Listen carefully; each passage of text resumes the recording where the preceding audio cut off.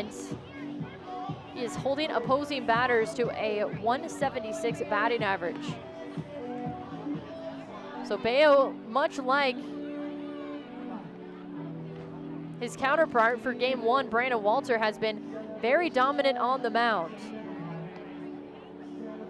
But this will be the first time facing the Reading Fightin Phils, and the Fightin Phils came into this series with back-to-back wins against the New Hampshire Fisher Cats, and the Fisher Cats, after the Sea Dogs faced them the opening weekend, well, they were a pretty big contender in the Northeast Division. Tough foe, and Reading handled them pretty well over the weekend, but then they fell on Tuesday via the walk-off and then lost here for game one. So trying to turn things around and kind of right the ship before heading into a weekend series with the Sea Dogs. Will be the leadoff batter. Now in Vito Freesia, the catcher, step in on the right side.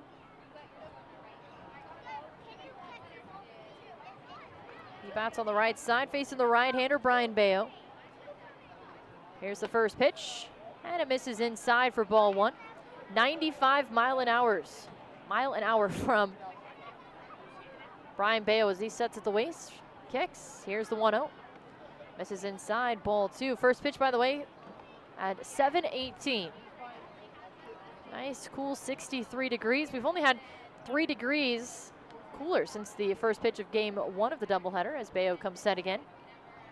Here's the 2-0 pitch, misses inside again, and Bayo trying to work it inside to Freesia, but just inside as the umpires did rotate between games, so it is now Jae-Young Kim behind the plate calling balls and strikes. 3-0. Misses low and inside this time, ball four. So it's a 4-pitch leadoff walk to start the top of the first inning. That brings up Josh Ockamy, the first baseman. Ockamy in game one went 0 for 3 with a fly out, a ground out, and a strikeout. He steps in on the left side, runner at first and nobody out, top of the first inning. Sea Dogs in their navy blue tops. Bayo kicks, and the first pitch called strike one on the outside part of the plate. Good 96 mile an hour fastball, and that's sort of the spot that he was trying to hit against right-handed hitters. Finds it against the lefty Ockamy. Very open stance on the left side as the 0-1. It's a called strike two on the inside part of the plate to the lefty. Using both corners now. Fastball on both the last 2 pitches too.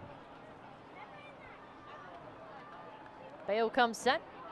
Here's the 0-2. Check swing, but it misses outside, ball one.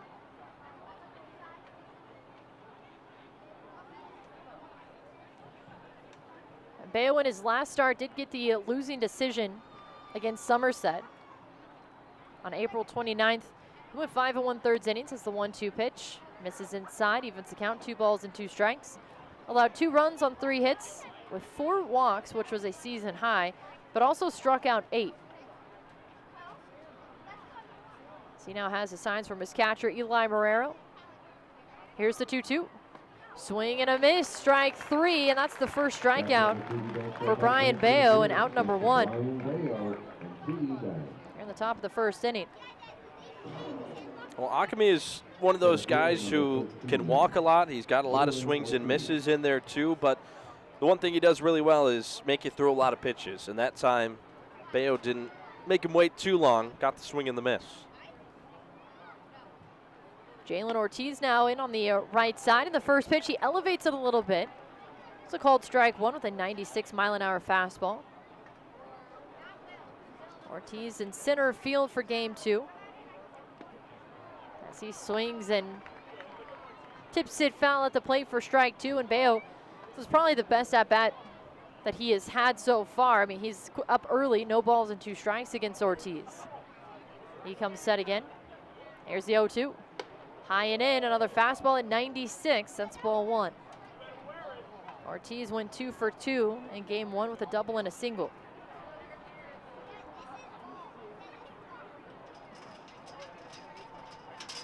One ball and 2 strikes the count. Here's the pitch. Right down the middle, a called strike 3. Got him with a 97 mile an hour fastball. Back-to-back Ks for outs numbers 1 and 2 in the top of the first inning. Well, I think that last fastball was looking for an elevated swing or something like that there, but just caught the top of the zone, got the looking strikeout instead. It's Aldrum Corridor, steps in on the left side. Bayo delivers the first pitch, goes with the off-speed outside, and it's also called a strike. Corridor drew the first walk of the season from Brandon Walter. And game 1, 0-1. One hopper right to Koss, fields it cleanly, throws to first. In time for out number 3. So despite the leadoff base runner and leadoff walk in Freesia, Bayo and the Sea Dogs retire the next 3 consecutive batters. We head to the bottom of the first, scoreless at Hadlock Field on the Sea Dogs Radio Network, built by General Dynamics, Bath Iron Works. The first batter is brought to you by Plumbers 911. Your first call to media license is short professional. For all of your plumbing needs, call Plumbers 911. Leading off the shortstop, number 53, David Hamilton.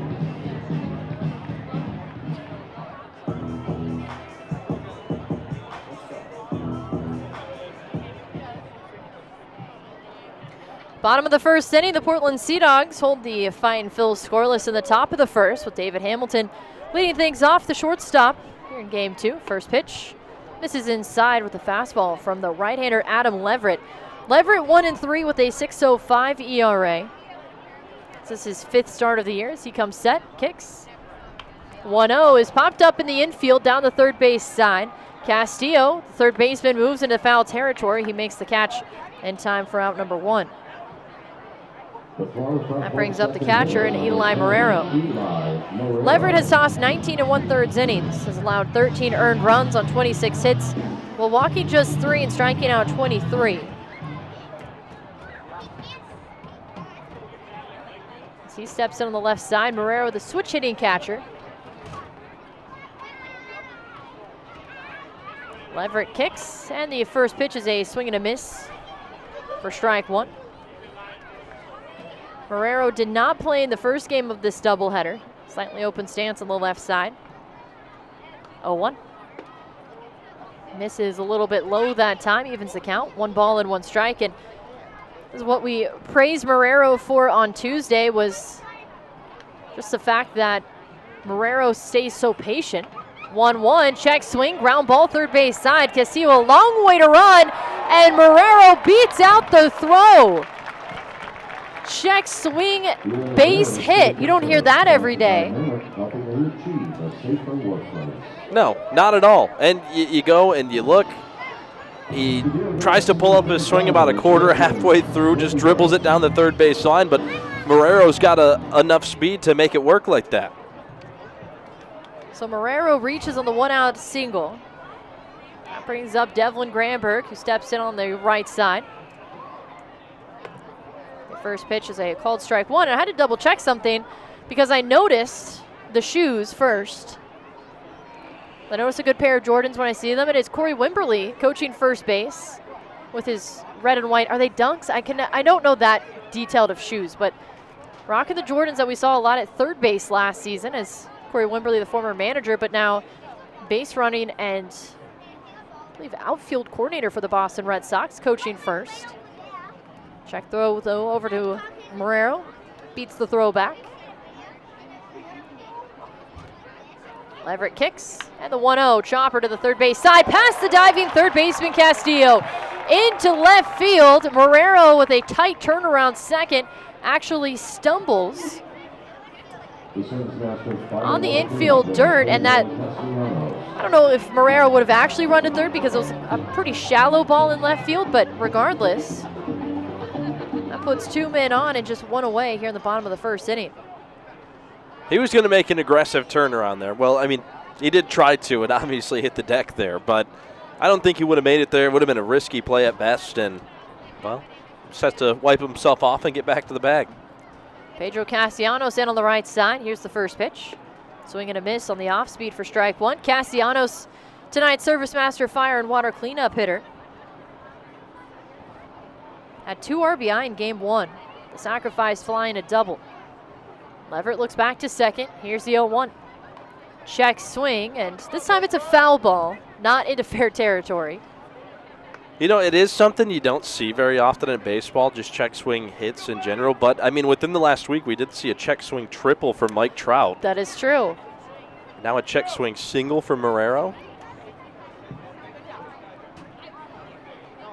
0-2.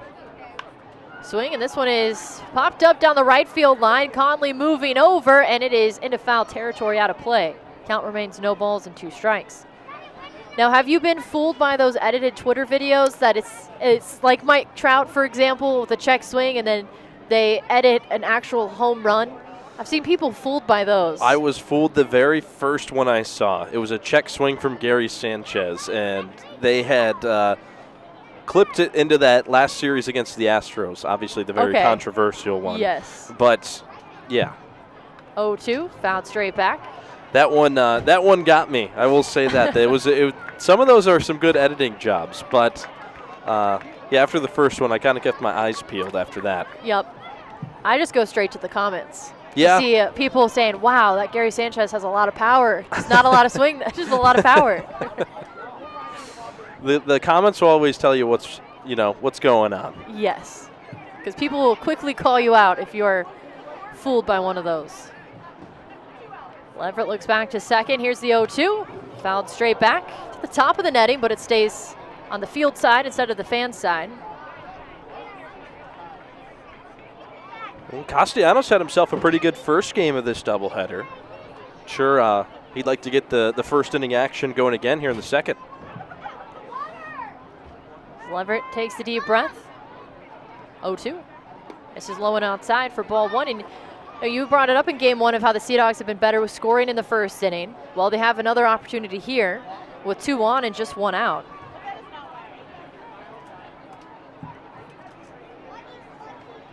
First baseman Akami playing well off the first base line. He's actually closer to second than Granberg is. Here's a broken bat, 1 hopper to the shortstop Guzman, on to second for 1, on to first for 2.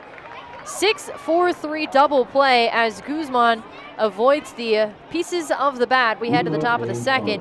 Scoreless 3-1 on the Sea Dogs Radio Network. Top of the second inning, back at Hadlock Field, the Portland Sea Dogs and Reading Fightin Phils scoreless 3-1 on a very pleasant evening for baseball. No clouds, the sun is starting to set, so you get the light blue into the light pink hues across the sky. No jackets. No jackets. Well, you're from Michigan, so you never wear a jacket, but it says a lot for the person who's from Texas. The first pitch to Castillo misses off the plate for ball 1. The Castillo, Conley, and Guzman do up for the Reading Fightin Phils against a right-handed, hard-throwing Brian Bayo as the 1-0 pitch. Bouncer right back to the mound. Bayo handles it with ease, underhands over to first to Potts in time for out number 1. That brings up Conley, and the pitchers must have been working on the comebackers and fielding that, because we've now seen that with multiple pitchers. Brandon Walter, of course, a couple of them in the first game of the doubleheader, but Bayo also, we've seen it from Santos. They all make it look so easy. Here's the first pitch to Jack Conley, and it misses low for ball 1. Well, and across pretty much every level of baseball, I feel like you even still see it in the majors sometimes. Sometimes that throw to first can be tricky for a pitcher coming off the mound. 1-0. Off the end of the bat, lined into Hudson Potts' glove down the first base side. Barely had to move. He just basically just lifted his left arm a little bit up and made the catch, 2 away. Yeah, that one, I mean, these are a couple of softly hit balls here from Bayo on the mound. He's keeping that contact to a minimum. First pitch to Jonathan Guzman misses a little bit low for ball 1. 98 that time. Bayo kicks, 1-0. Bouncer foul, third base side for strike 1, evens the count, 1 ball and 1 strike. Seen that velocity for Bayo up around 100. We've seen 99. But it's the fact that that velocity stays and maintains throughout his innings now is very impressive. Here's the 1-1. Slow roller again fouled on the third base side for strike 2.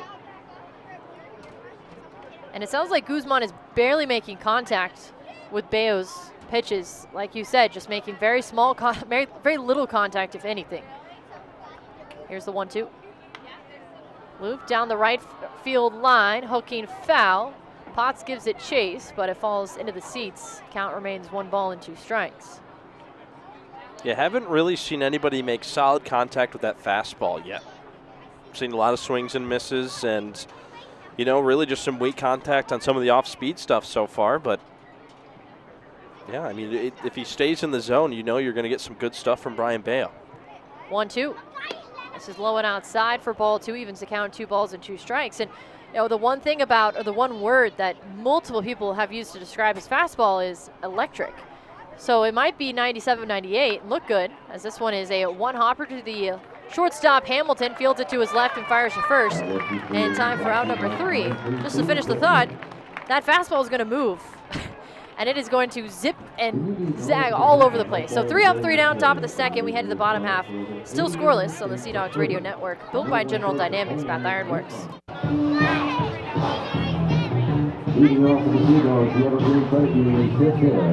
Bottom of the second inning, the Portland Sea Dogs and Reading Fightin Phils. Scoreless through 1.5. It'll be Izzy Wilson, Christian Koss, and Hudson Potts due up against the right-hander Adam Leverett. Leverett allowed a couple of base hits for Portland in the bottom of the first inning as Wilson lines this one hard into right center field, and it is rolling, bobbled by Conley, the right fielder. And Izzy Wilson aboard with the leadoff double here in the bottom of the second inning. Jack Conley in right field, by the way, is listed as a catcher on the Fightin Phils roster, so that could attribute to the fact that he's not really used to fielding those types of hits in right center field. Well, he took an efficient route to it, so really held Wilson to that double for sure. But everything that's been hit to right center field tonight has really looked like it's died once it hit the grass out there. Really just not a ton of carry in that direction. As now Christian Koss steps in on the right side. Leverett looking back to second. First pitch swinging. This one is hit well into left center field. Corridor on the run back. He reaches up and makes the catch. Wilson around third. He holds there. And Koss is out. Koss was standing on second base, and he's looking at the umpires to make sure. Now he heads off the field. And they're going to throw to second base to make sure Wilson tagged up. They look to the umpires. Well, none of them have made a call yet either. No. And I was curious to see if Wilson tagged up too. They're going to say he's safe. Because by the time that Corridor threw it in, Wilson was basically at third. And well, Wilson is fast, so it is possible. It looked like he got a really good jump. And I'm not sure if it's because the wall in left center is white, but everyone looked a little confused there. As Potts chops the first pitch down the third base side, Castillo looks Wilson back to third and fires over to first in time for out number 2. To me, sitting over here, I feel like we had a pretty good vantage point of it from up here in the booth, but looked like he tagged at the correct time. Obviously, it's bang-bang in situations like that, so you can't tell, but I was more concerned with he really looked like he wanted to go home. He did. He turned hard around third base. Brandon Howlett now steps in on the right side against the right-hander Leverett. First pitch. This is low and outside for ball 1.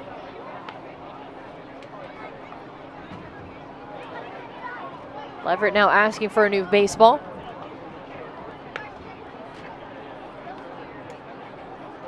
And we've seen some interesting base running. I mean, even though we've had now 2 games in this series.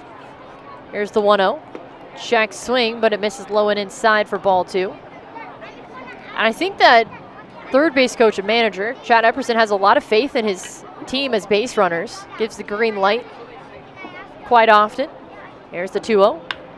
Hard hit ground ball, left field side. This one is rolling into the corner. Wilson jogs in with ease as Howlett, now he rounds second. He's looking for 3, dives in head first and is safe. It's an RBI triple for Brandon Howlett. The Portland Sea Dogs take the 1-0 lead in the bottom of the second inning. Well, Howlett turned on the Jets there. He didn't want to stop. Didn't matter no matter what anybody was doing. He came around second, was sure he was going to get third base, and he got in there head first safely. And that's another run scored by the Portland Sea Dogs and another $10 donated to the campaign for ending hunger in Maine by Atlantic Federal Credit Union. Do better. First pitch to Nick Sogard, misses low and outside for ball one.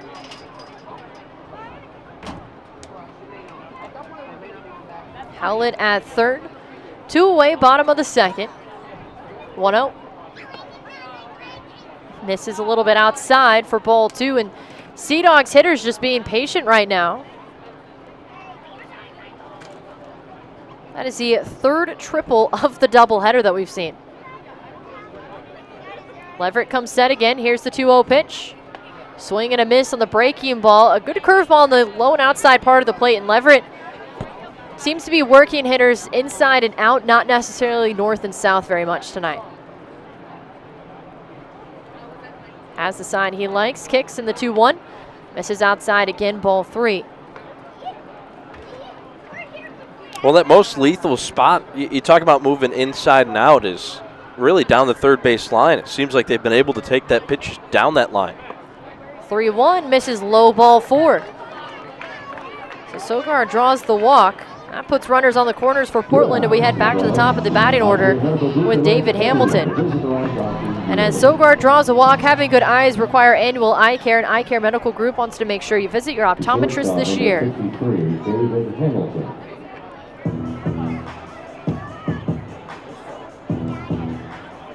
Hamilton in on the left side. Runners at first and third with 2 outs. Howlett at third and Sogard at first. Here's the first pitch. Misses high and away for ball one. To be Leverett's fastball. Sits in the low 90s. As he sets up on the first base side of the rubber. He comes set at the chest. And the 1-0. Called strike one on the low and outside corner. Evens the count. 1 ball and 1 strike.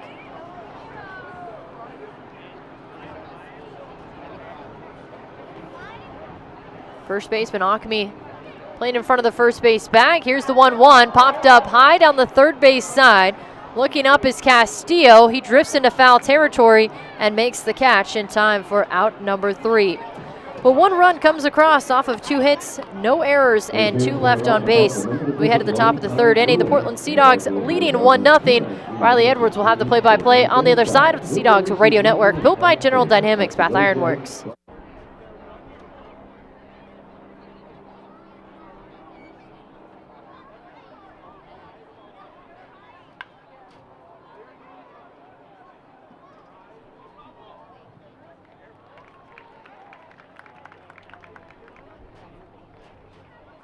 Second baseman number 7, Sal Drazo.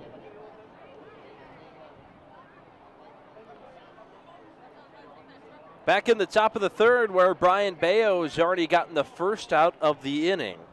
1 pitch, 1 out to Hunter Marquardt, who flied out to left field, or Castellanos is able to make the catch, and now it brings up Salgazzo, the second baseman, who shows bunt, pulls back. Pitch misses low and inside, and it's 1 ball and no strikes.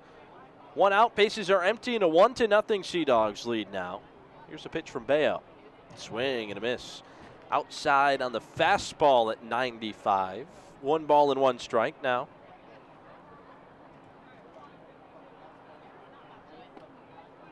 Next pitch in the zone, off speed, 88 that time around for strike 2.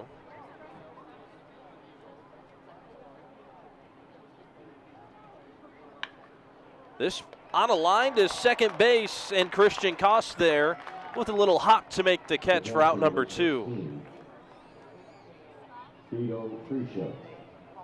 Pretty efficient inning so far for Brian Bayo, whose next pitch will be number 30 of the night. A couple of strikeouts, 1 walk so far. It's the first pitch to Vito Freesia in the zone for strike 1. 85 on the slider that time around. Here's the 0-1. Swing and a miss. No balls and 2 strikes as Bayo working with the pace now. Stands angled towards the third base dugout, right in the middle of the rubber.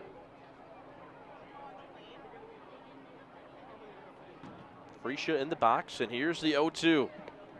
Slider misses low and away. 1 ball and 2 strikes. Bayo coming off of one of his tougher outings, this time against the Somerset Patriots, 4 walks.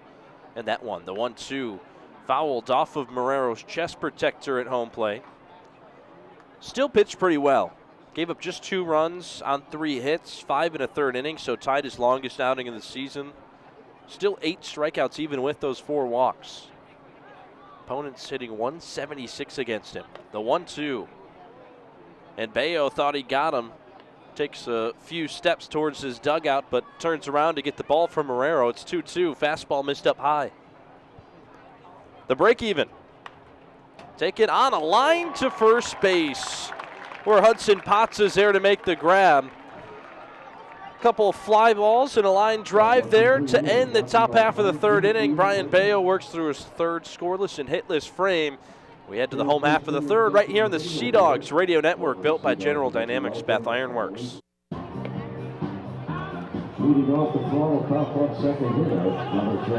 Bottom of the third inning from Hadlock Field, and the Sea Dogs are leading 1-0 over the Reading Fightin Phils. Taking the first 2 games of the series, a win here in the second game of the doubleheader today would make sure that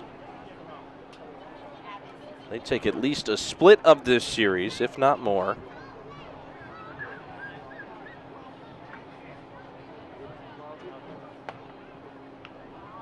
First pitch to Eli Marrero on the inside corner for strike 1.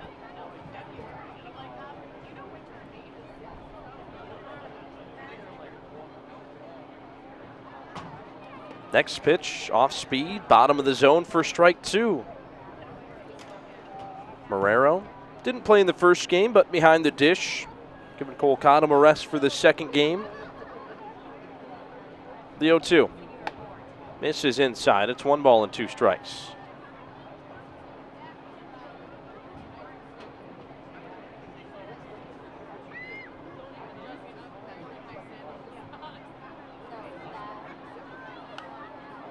This next pitch fouled off on the left side.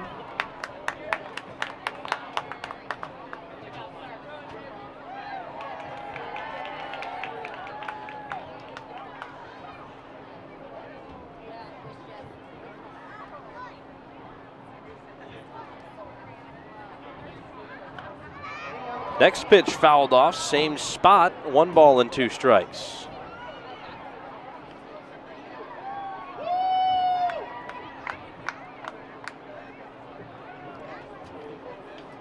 One ball, 2 strikes, no outs. Base is empty for Marrero, who's leading off this bottom of the third inning.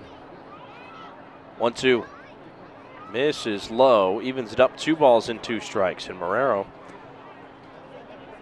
had a single in the first, now leading off here in the third. 250 average this season. He's had some good at-bats, though. 2-2. On the ground towards first, this one into foul territory. Keeps it at 2 balls and 2 strikes.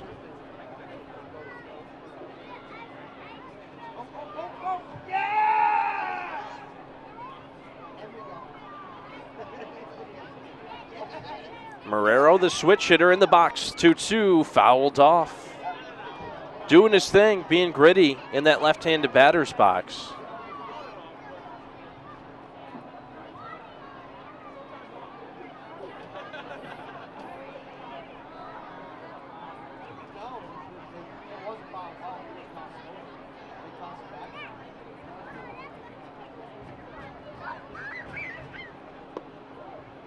And this pitch misses, but they want the check down to third base. And third base umpire, Tom Fornarola, will say that he did not go around, so it's a full count, 3 balls and 2 strikes.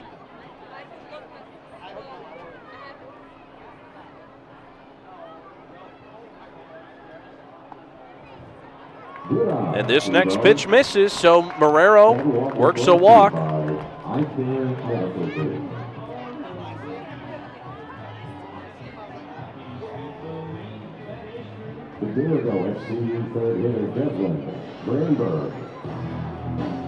Well, that brings up the 3-hitter in Devlin Granberg. He had a single in the first inning, where the Sea Dogs threatened but couldn't bring in a run.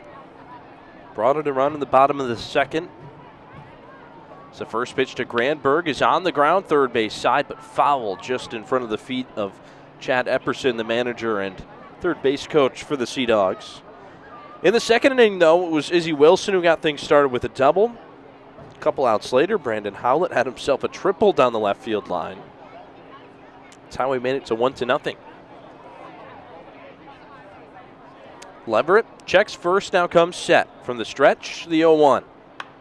High fly ball down the right field line. Conley taking a look at it, and it gets well foul, but at home run distance, just not the right line. No balls and 2 strikes on Granberg.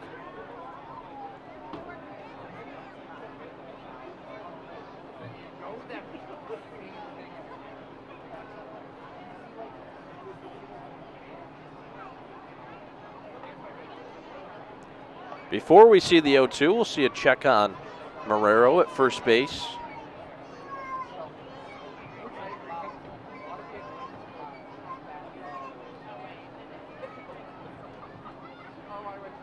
Marrero takes a shuffle off of first. The 0-2, swing and a miss. Granberg goes down on strikes. First out of the inning for Adam Leverett, who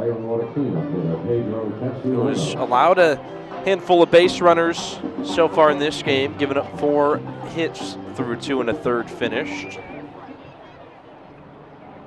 Also a couple of walks in there too. Pitch count up to 41 now, and Pedro Castellanos steps into the batter's box. Marrero takes off, pitch misses high and inside. The throw is not in time as Marrero slides past the bag. And that throw nearly came up, or I should say the pitch, not the throw. The pitch nearly came up and got Castellanos. Dropped the bat, bent out of the way, and Marrero slid over the bag. Now Chad Epperson over from the third base coaching box to have a few words with them. It's a quick conversation.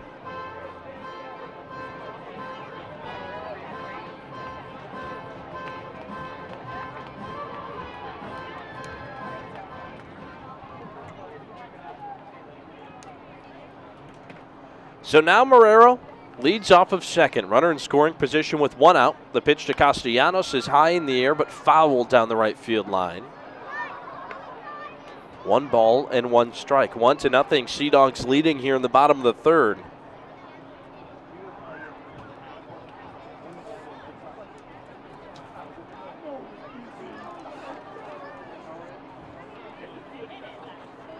Leverett set, takes a look at second, the 1-1.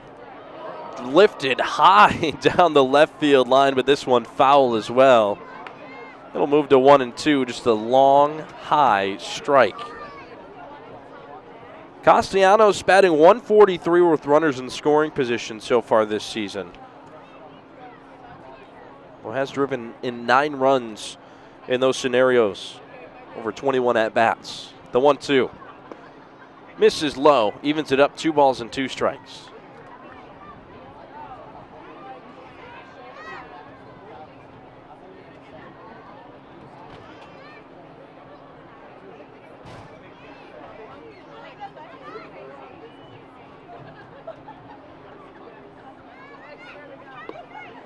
Swing and a miss from Castellanos, and that's out number 2. So now they'll need some sort of hit here from Izzy Wilson to try to score Marrero from second to try to add to that lead.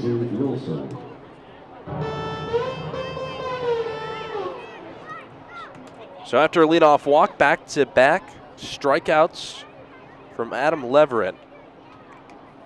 And now Wilson, who had a double in the second, trying to add to his line as he chases the first pitch below the zone for strike 1. No balls, 1 strike, 2 outs. Bottom of the third, Eli Marrero on second, and a 1-0 lead for the Sea Dogs.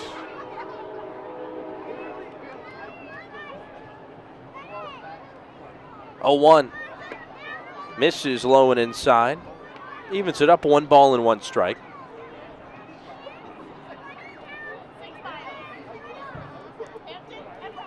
Leverett set and looks at home plate. Brings a glove to his chest and looks at second, the 1-1. Misses outside. 2 balls and 1 strike. Leverett pulls up the sleeve on his right arm. Now gives a look in at his catcher behind the plate, Vito Freesia. A nod, and now he's set. Here's the 2-1 pitch. Swing and a miss. Wilson. Could see from up here that not super happy with that swing, whether it was the location of the pitch or just the contact he didn't end up making. Back into the left-handed batter's box with an open stance. 2-2. Popped up, and this one will get back behind and out of play. Keeps the count at 2 balls and 2 strikes. Wilson batting .115 this season. Did hit his first home run on the road against Somerset last week and did help them to their only victory in that series. 2-2. Miss is outside, and it's a full count to Izzy Wilson.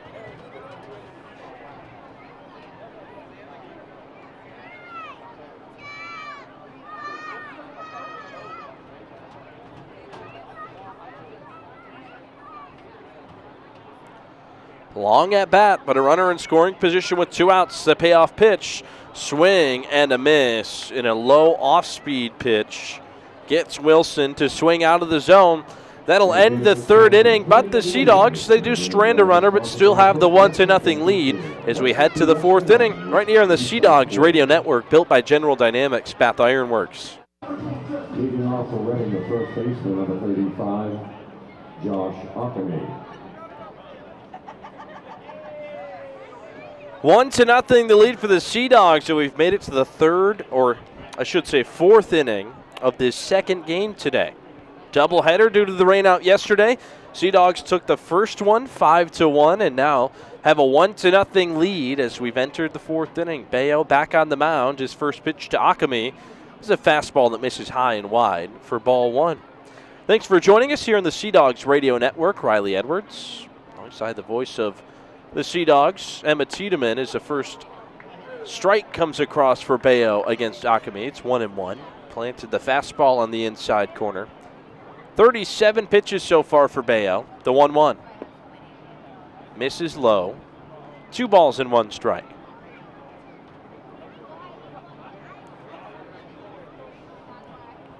Two 2-1. Misses low and inside. 3 balls and 1 strike. Bayo surrendered a leadoff base runner to start this game. Here's the 3-1. Misses inside, but here's the second base runner. And Josh Akami. Both have been walks. Akami leads this team in walks. It's his 23rd this season.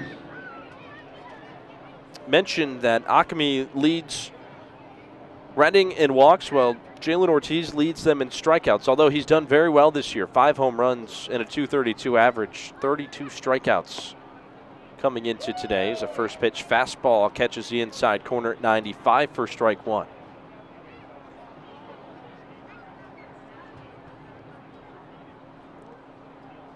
Oh, 1. Misses inside, 1 ball and 1 strike. Bayo had retired 9 straight batters before that walk to Josh Akami to start this 4th inning. He leads off of first. Here's the 1-1. Comes inside, and Ortiz lifts his hands to get out of the way. It's 2 balls and 1 strike.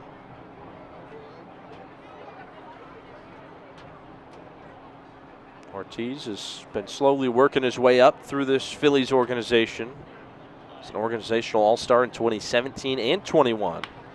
This ball on the ground and off of Hamilton at shortstop, able to get the out at second with the backhands, but could have gotten 2 with a clean pick as Akami comes up a bit limp from second base. He will jog into the dugout. So you get the 6-4 put out at second base as the first out of the inning, and Jalen Ortiz stays on with the fielder's choice, brings up Eldrum Corridor. Grounded out to second base in the first inning. First pitch. High fly ball towards left center field. Granberg rushing in. He's called off by Castellanos, who has it go off his glove. The throw to second base will get past him. Hudson Potts picks it up. Trying to make a quick throw and get the out at second on Ortiz. But the throw was wide, got past Cos, and into the glove of Potts at first base. And that brings up Ali Castillo to the plate. Brian Bayo has had an interesting inning. They're going to give Castellanos an error. It's his second error of the season. This corridor stands. First base, E7 there. Jalen Ortiz, who's on second, reached by fielder's choice. And now Ali Castillo.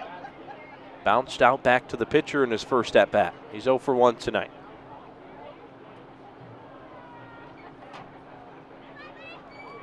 First pitch on the ground towards third base. Picked up by Sogard. The throw to second in time. The relay to first.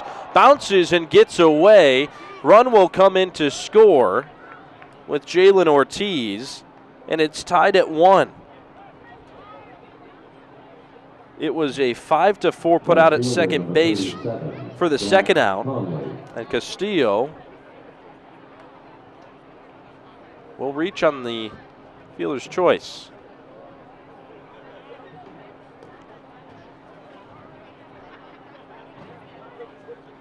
Well, they won't give them an error on the relay there. It's a Christian Cos who now has 5 errors this season. Has been spending time between shortstop and second base, between him and Hamilton. The 1-0 to Conley. Misses inside. It's 2 balls and no strikes.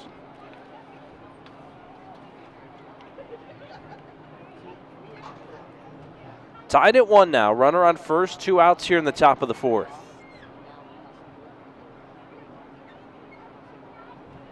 The 2-0. Catches the inside corner for strike 1.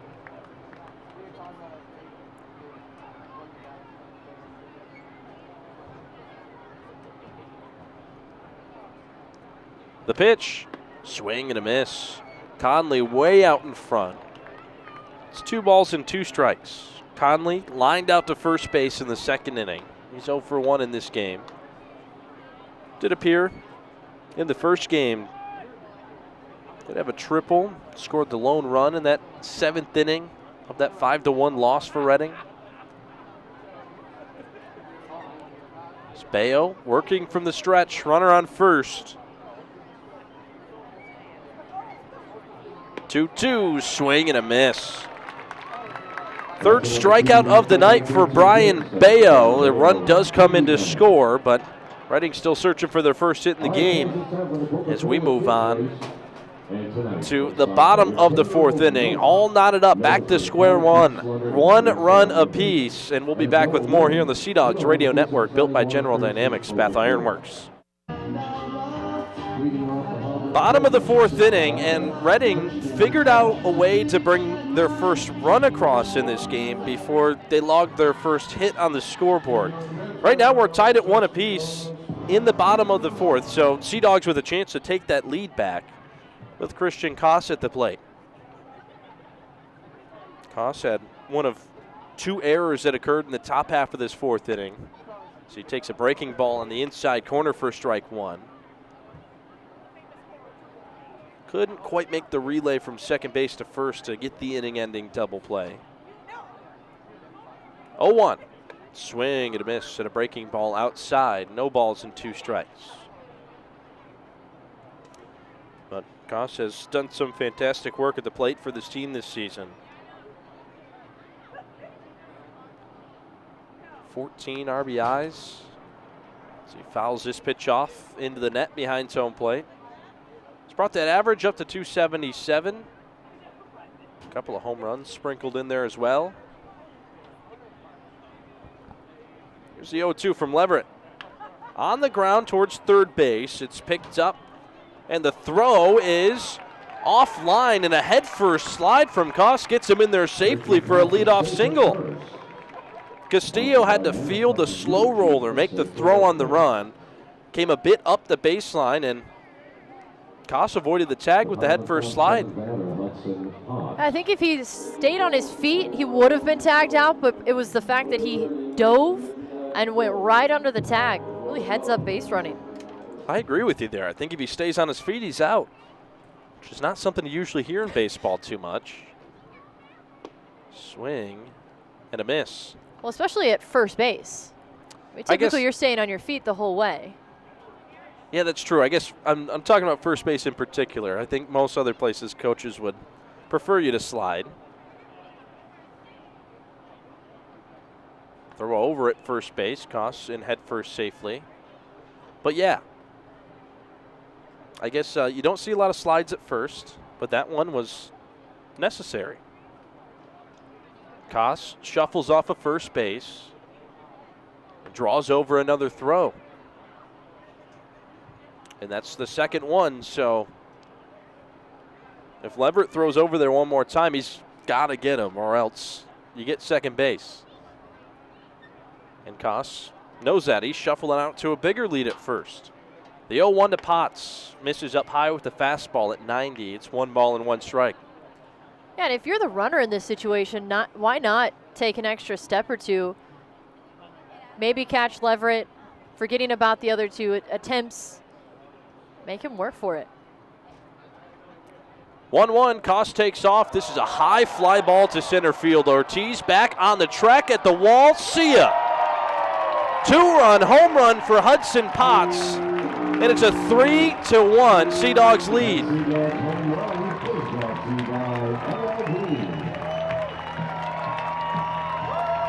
Hudson Potts now takes sole possession of first place on this team for most home runs. His 4th of the year. Also gives the Sea Dogs that 3-1 lead now here in the bottom of the 4th. Designated hitter number 32, Brandon Howlett. Brings up Brandon Howlett. Still no outs and bases empty for him. Leverett deals. Breaking ball inside corner for strike 1.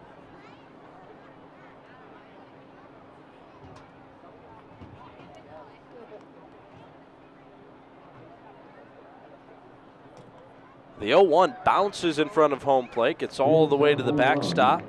It's 1 ball and 1 strike.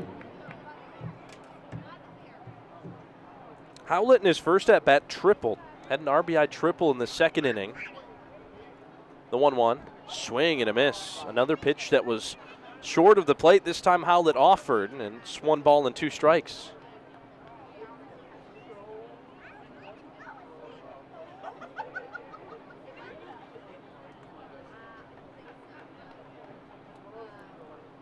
Here's a 1-2.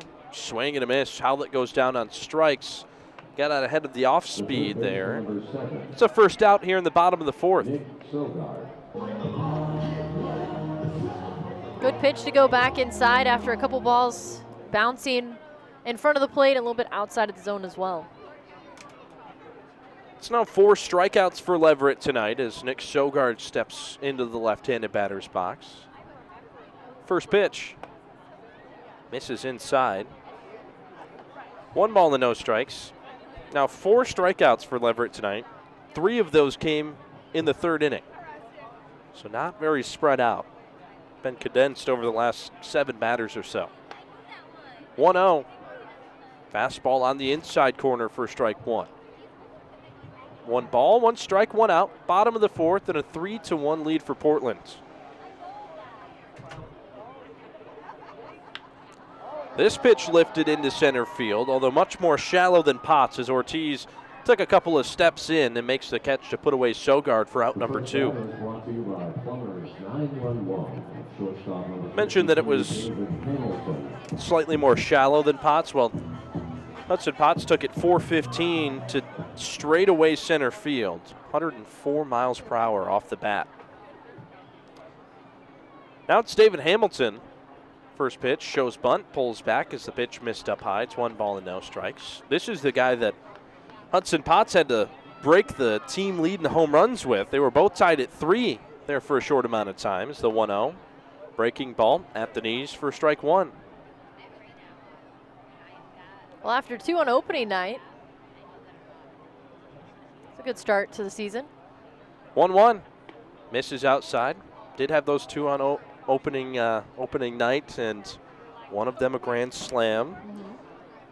I guess if you ask D-Ham, he probably gave his teammates a little bit of time to catch up there, huh? 2-1. Misses inside. It's 3 balls and 1 strike. Well, Hudson Potts had himself a multi-homer game in the last home stands. So doing it slightly the same way. Leverett steps off. Looks like time called behind home plate by the catcher Vito Freesia as he's rubbing his right eye. Looks like he's good.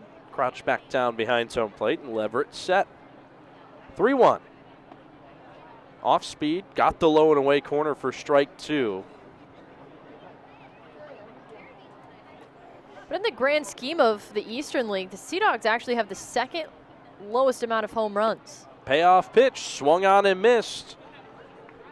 And that will end the 4th inning. Well, they may not have a lot of home runs in the grand scheme of things, but more importantly, they had one here in the bottom of the 4th inning. A 2-run shot to center field for Hudson Potts.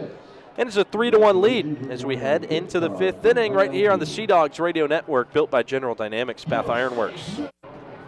Leading off the ready, number 4, Jonathan Guzman. Sea Dogs lost the lead for just about a half an inning. It was tied up 1-1 going into the bottom of the 4th, but a 2-run homer by Hudson Potts has Portland out ahead again. 3-1 the lead as Brian Bayo takes him out for the top of the 5th. His first pitch to Jonathan Guzman misses low and away. 1 ball and no strikes. Thanks for joining us tonight here on the Sea Dogs Radio Network as Bayo deals the 1-0. Swing and a miss. 1 ball and 1 strike. Riley Edwards. Sitting next to the voice of the Sea Dogs, Emma Tiedemann. It's the 1-1. Misses outside. 2 balls and 1 strike. It's been a fun, sunny day of baseball, filled with baseball. The 2-1. On the ground to third base, picked up by Sogard. The throw across is in time to Potts for out number 1. I think today was a nice taste of summer, a little bit warmer, a lot of sunshine, some good Sea Dogs baseball. And you can correct me if I'm wrong. You kind of mentioned it earlier, so I feel like we're on the same page here. But if we're going to get the undisputed nicest day we've had here at Hadlock Field this season, you might as well play 2. I totally agree. Bunt shown by Marquardt there. Didn't pull back, but also didn't make contact, so it's no balls and 1 strike. I don't know if it was because there was less wind, more sun. The temperatures were pretty standard coming into this afternoon. It's the 0-1 pitch, breaking ball, check swing. They check down to third base where Tom Fornarola says he did not go, so it's 1 ball and 1 strike. I think 66 has been one of the warmest days in Maine this year. 1-1 on the ground towards second base, picked up by Costa, throw to first, routine for out number 2. Okay, maybe I need to do more research. On my way in, it did not say 66 in the car. Usually that's where I check the temperature. It was in the 60s, lower 60s, though. 66 is beautiful. I'll take that about any day of the week, if I'm being honest. I know everyone has different perspectives here, but 66 at this time of year, beautiful. Salgazzo at the plate as he fouls off the first pitch. No balls and 1 strike. What's your ideal baseball temperature? I think 71. Okay. Because it's still warm enough around first pitch where it'll get a little chilly at night, but not uncomfortably so. First pitch, or second pitch, I should say, fastball on the inside corner. No balls and 2 strikes. I was going to say right around 75, so I think we're in the same ballpark there. 0-2. Misses low. Nice pitch that just fell below the zone. Marrero gave a point out to Brian Bayo saying, hey, good pitch. Here's a 1-2. Misses low and inside. Slider going towards the back foot of Gazzo at home plate. It's evened up 2 balls and 2 strikes. 2 outs. Bases are empty here in the top of the 5th. A 3-1 Sea Dogs lead. The break even. Broken bat dribbler back to Bayo on the mound. He picks it up, underhands it to Potts at first, and that's out number 3. Shuts down the top half of the 5th inning. We move to the home half of the 6th. A 3-1 Sea Dogs lead right here on the Sea Dogs Radio Network, built by General Dynamics, Bath Ironworks. Georgia, the 25-year-old, taking the mound against the Sea Dogs here and trying to keep it a 3-1 game. Sea Dogs took the lead in the bottom of the 4th on a 2-run homer by Hudson Potts. An impressive one at that. Took it straight center field, 415 feet, 104 miles per hour off the bat, but getting to see a different pitcher on the mound here for Reading, as it was Adam Leverett who started this game. Had quite a bit of traffic on the base paths, but was managing it up until that 2-run homer. But he's able to get it through 4 innings and hand it off to the bullpen in the 5th.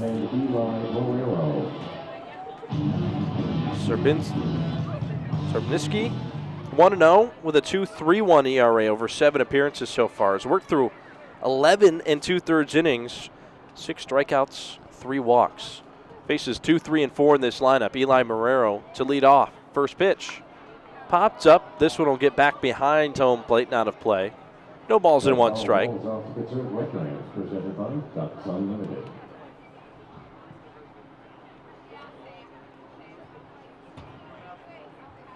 Marrero, 1 for 1. So he takes this next pitch on the inside corner for strike 2. Singled in the 1st inning. Walked in the 3rd.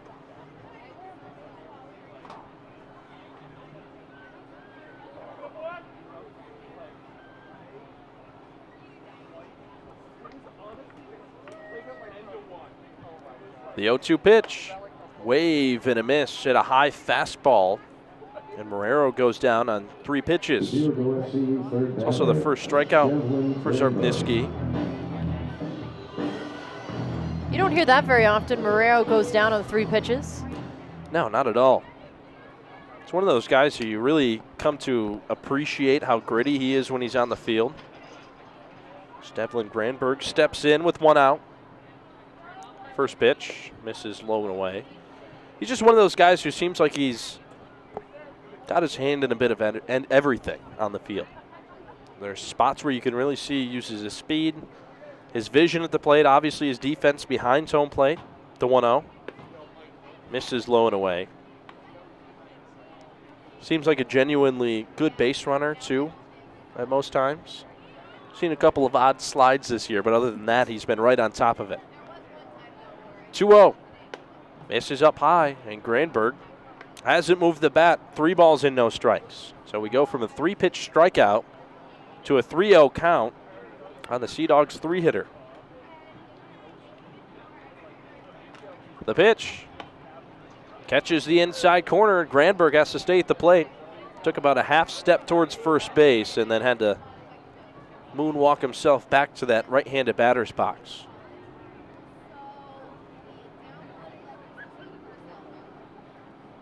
(3-1). This one misses up high, and it's a walk for Devlin Granberg. Second time reaching base in this game. Still 1 for 2, single and a walk now, but with Granberg drawing a walk.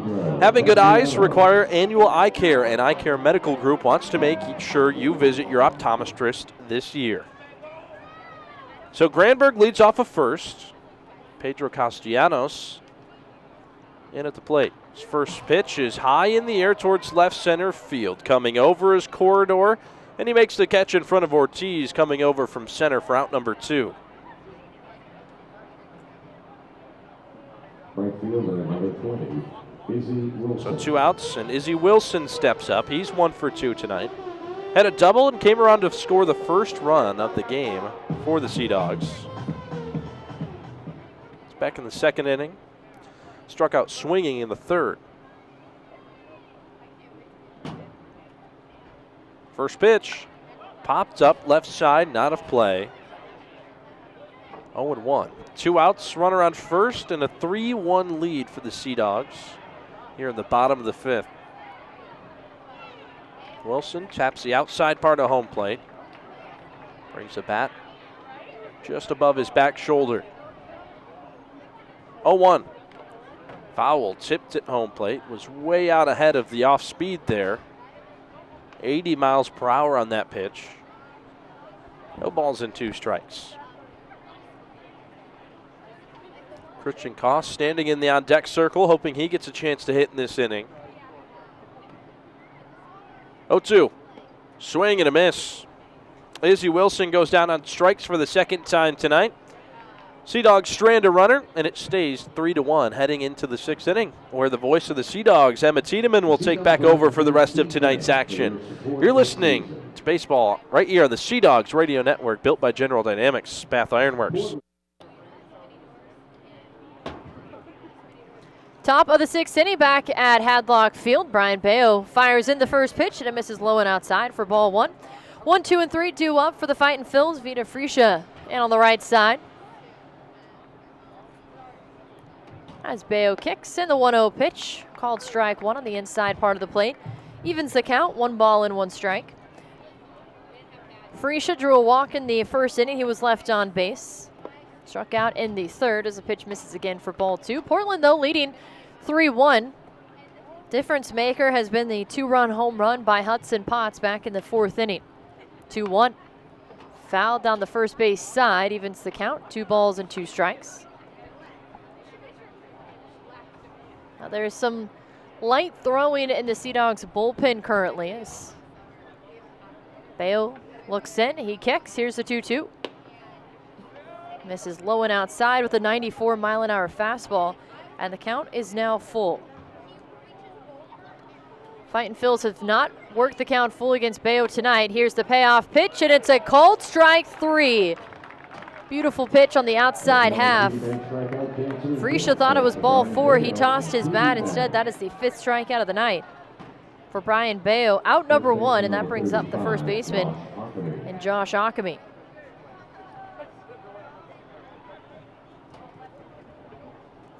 He steps into the left side.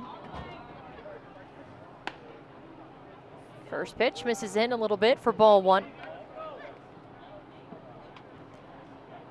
Akami, former Boston Red Sox farmhand, as he fouls the 1-0 pitch off. Evens the count, 1 ball and 1 strike. He was originally drafted by the Red Sox in the 5th round of the 2014 draft. Also the former Portland Sea Dog, as he played in 2 different seasons for the Sea Dogs, 2017 and 18. As the 1-1 pitch misses low for ball 2. 31 games for Portland in 2017. He hit .272, 7 doubles, 3 home runs, and 11 RBI.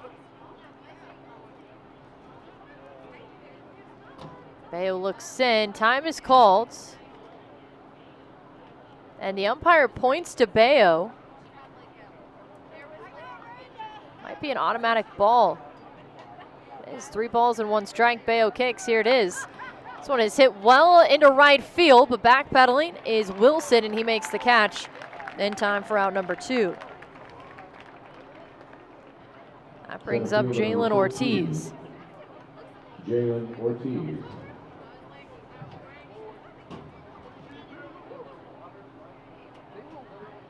Ortiz in on the right side. And the first pitch misses a little bit high for ball 1.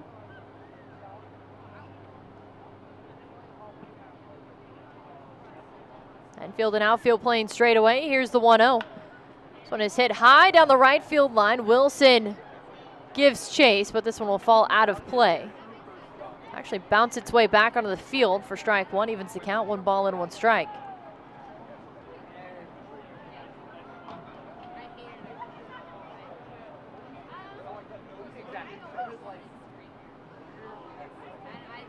Ortiz scored back in the 4th inning. Bayo comes set. Here's the 1-1, misses high and inside, ball 2.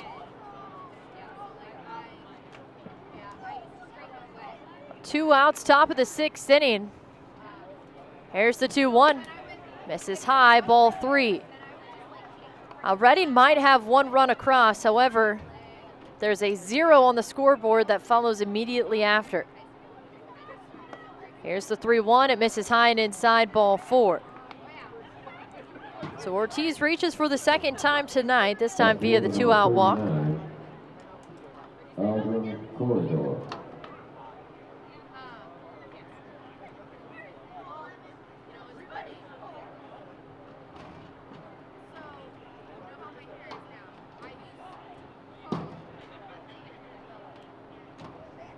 Aldrum corridor in on the left side.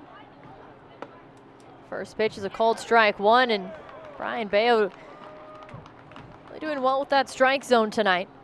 Slight bend at the waist. He seems to be working faster and faster as the night goes on. He comes set. 0-1. Ground ball to Hamilton as short. Flips to second for the force out for the final out in the top of the 6th inning. We head to the bottom of the half.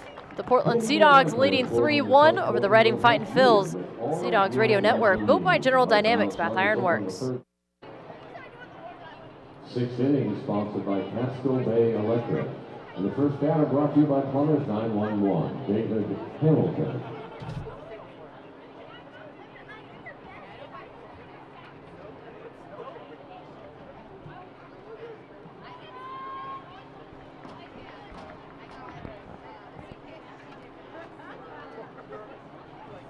Bottom of the 6th inning, the Portland Sea Dogs leading 3-1. But that's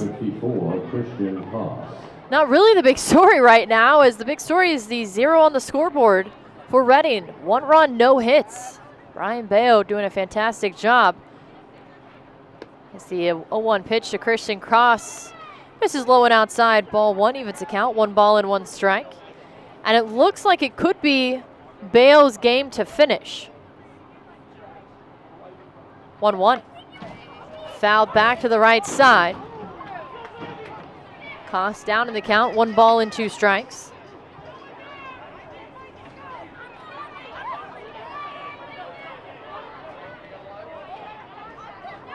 Bayo at 81 pitches, the high is in the 90s.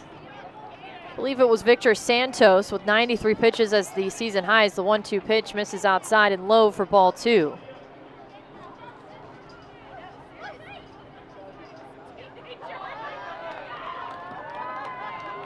Up 93 by Santos and Somerset. Bayo hasn't needed many pitches each inning as the 2-2 pitch is cut on and missed for strike 3. Koss goes down swinging for the first out, the bottom of the 6th inning. And that brings up Hudson Potts.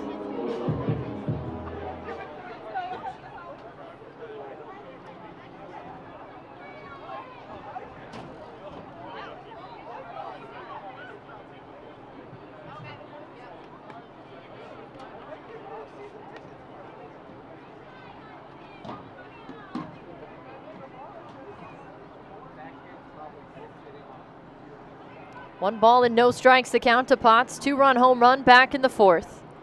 1-0 is hit well into left center field. It finds the gap and drops in. Potts around first as Ortiz misplays it in center field. Potts, though, holds at second. He's in standing with his 2nd hit of the night. And it looked like Ortiz might have just overrun the ball a bit. And that brings up Brandon Howlett. RBI triple back in the 2nd inning.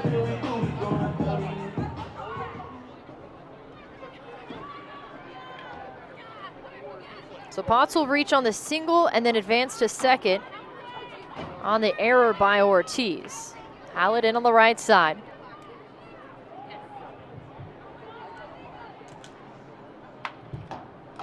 Sorbniski looks back, and the first pitch is a good curveball inside. A called strike 1.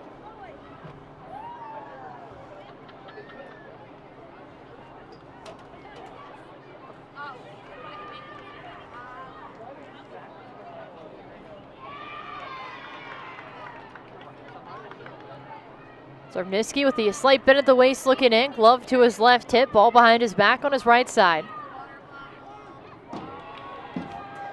slugger, the Sea Dog, directly behind home plate. You get a perfect view of him if you're watching on MILB TV right now.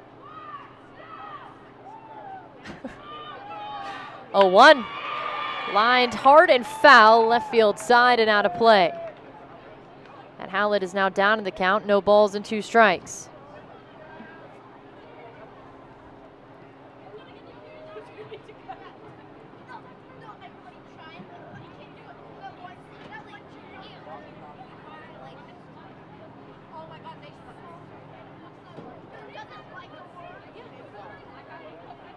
Oh, 2.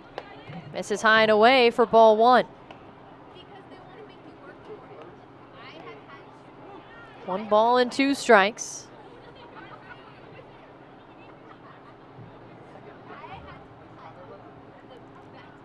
Zarniski kicks, and Howlett now lifts one deep into left center field, but moving over is Ortiz. He makes the catch in time for out number 2. Third baseman number 7, Nick Sogard.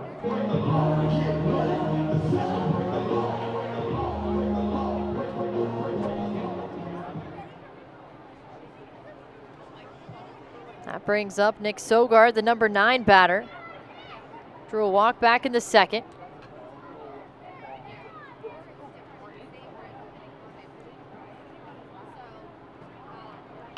Sogard fouls this one back behind the plate for strike 1.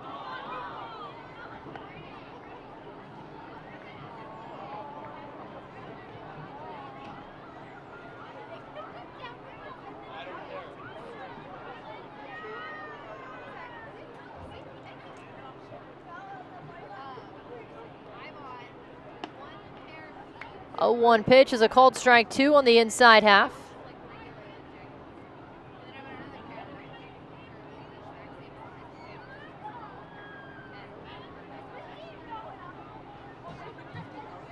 Zarniski looks in, looks back to second. Here's the 0-2. Misses high, ball 1. Hudson Potts in at second base, reached on a single and advanced to second on the error.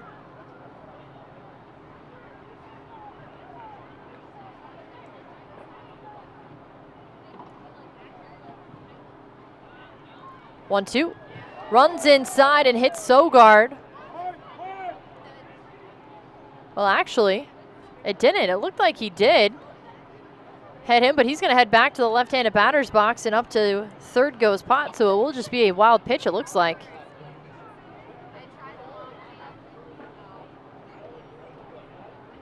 Might have just curved around him, gotten out of the way of it. So Potts up to third with 2 outs, bottom of the 6th. Portland leading 3-1. Here's the 2-2. Called strike 3 on the low and outside part of the plate. For the final out in the bottom of the 6th, we head to the top of the 7th. The Sea Dogs flirt with history.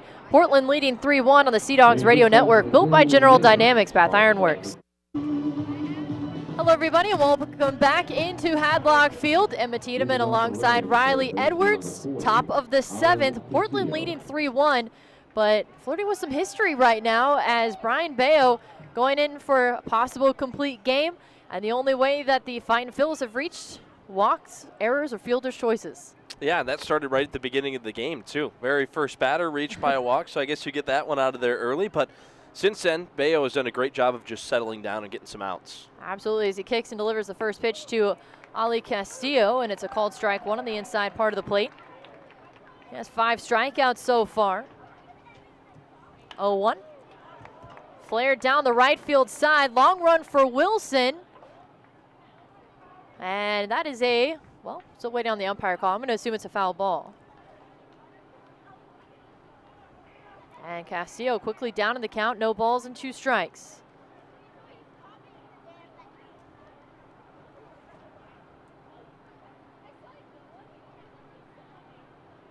Seen a lot of those fly balls kind of towards that right field line where there's not a ton of room to go over there and get it today. 0-2 just misses. Low and outside for ball 1. The count now goes 1 ball and 2 strikes. Bayo working exceptionally fast. 1-2 pitch misses again. Low evens the count, 2 balls and 2 strikes. He has pretty much the whole game. Ever since he settled into a rhythm, he's been moving quick. As he comes set, here's the 2-2 pitch. Swing and a chopper, third base side, and foul. You would expect on the mound to get tired, a little fatigue, maybe slow down, but Bayo has not had that problem whatsoever as he sets at the waist. Here's the 2-2. Swing and a chopper to the left of the mound. Gloved by Sogard, throws to first. One away, top of the 7th.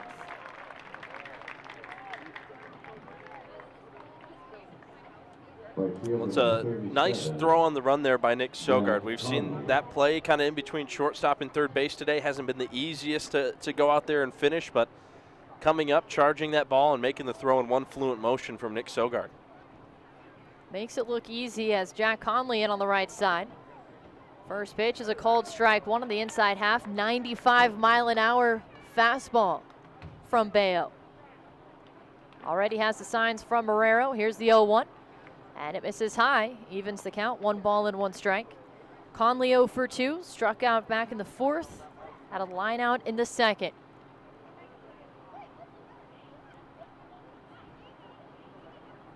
One. Swing and a miss, nasty pitch on the outside half. Conley now down in the count, 1 ball and 2 strikes. And what do you even do with that type of pitch? I don't know. I mean, he just ripped a slider across the zone. Nothing you can do with that. Here's the 1-2. Misses inside, evens the count, 2 balls and 2 strikes. Infield and outfield playing straight away as Bayo comes set. 2-2. Just misses high. Bayo was off the mound as he laughs and steps back up to toe the rubber to look in. That's ball 3 and the count is full for Jack Conley.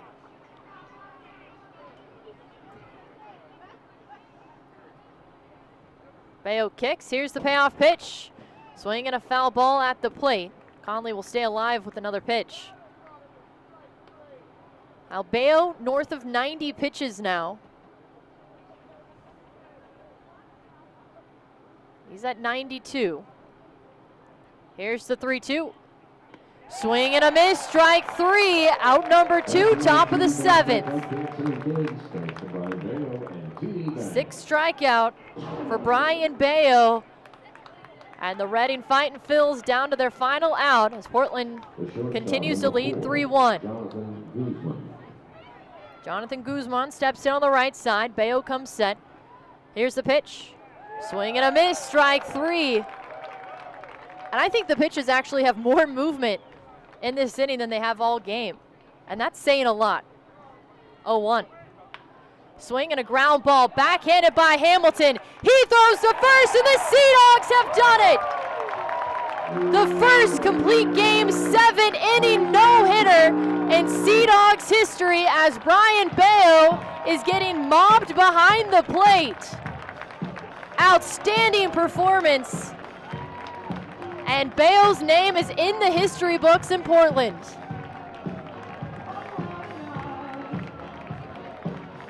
Finishes with 6 strikeouts on the night. And what an outing. And what a way to sweep the doubleheader.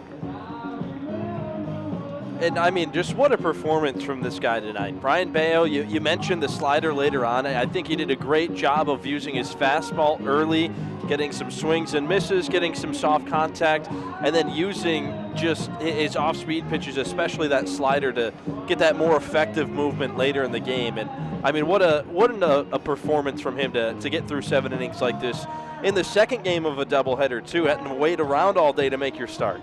Absolutely. I mean, what a treat. And we talked about this way back hours and hours ago in the pregame show for Game 1 about how special this is with this type of matchup with Brandon Walter Game 1 and Game 2 with Brian Bayo. And we saw it from Walter, and then we continue with Bayo with the first 7-inning complete game by the right-hander. Bayo finishes with 96 pitches, and the Sea Dogs let him stay in and let him complete the game. So one that we won't forget for a while, but we'll take a short break and kind of wrap it all up on the other side of it Again, a complete game, 7-inning no-hitter thrown by Brian Bale. By the way, the top prospect in the Red Sox system. We'll take a short break. Again, the Portland Sea Dogs on top of the no-hitter come away victorious 3-1 over Reading. We'll take another break on the Sea Dogs Radio Network, built by General Dynamics, Bath Iron Works.